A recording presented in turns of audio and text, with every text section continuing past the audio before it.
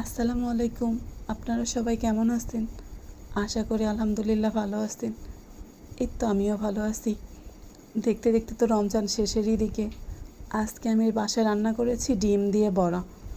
আপনারা যদি আমার রেসিপিটা দেখতে চান তাহলে ভিডিওটা না কেটে পুরো রান্নাটাই দেখিয়েন।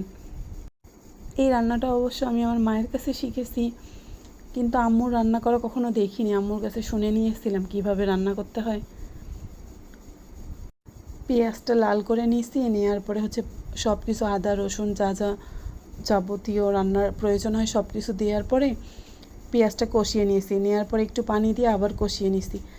নেওয়ার পরে পরিমাণ মতো পানি দিয়ে পানিটা যখন ফুটে গেছে তখন আমি বড়াগুলো ভেজে রেখেছি, মসুরের ডালের বড়া, এগুলো আমি ছেড়ে দিই আস্তে আস্তে। বড়াগুলো আমি আস্তে আস্তে সবগুলোই ঢেলে দিই। ঢেলে দেওয়ার পরে একটু ঢেকে রাখি। ঢেকে রাখার পরে আবার ঢাকনাটা খুলে আবার আমি আলাদা করে ডিম ভেজে কেটে রাখছি, ওই ডিমগুলোও আস্তে আস্তে ছেড়ে দিই। ডিমটা ছেড়ে দেওয়ার পরে আবার আমি ঢাকনা দিয়ে ঢেকে রাখি। 10 মিনিট জাল করার পরে তখন বন্ধ করে দিই। পরে ঢাকনাটা খুলে আবার একটু জিরের গুঁড়ো ছিটে দিয়ে অফ করে রাখি। তার 10-15 মিনিট পরে আমি বাটিতে সার্ভ করে নিই। আপনারা ট্রাই করতে পারেন, রান্নাটা অনেক মজা লাগে।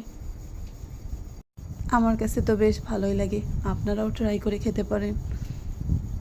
আর হ্যাঁ, যারা আমার ভিডিও দেখে সমালোচনা করবেন বা আমাকে নিয়ে খারাপ মন্তব্য করবেন, এইসব করা বন্ধ করে দেন, ঠিক আছে?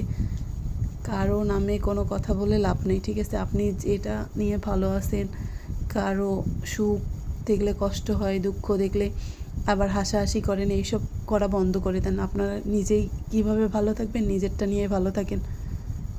মানুষের সুখ বা দুঃখ দেখলে এইসব নিয়ে সমালোচনা বা হাসাহাসি করা বন্ধ করে দেন। আমার ভিডিওটা ভালো লাগলে অবশ্যই লাইক কমেন্ট সাবস্ক্রাইব করিয়েন। আর ভুল ত্রুটি হলে অবশ্যই কমেন্ট করে জানাবেন। আপনারা সবাই ভালো থাকেন। আসসালামু আলাইকুম।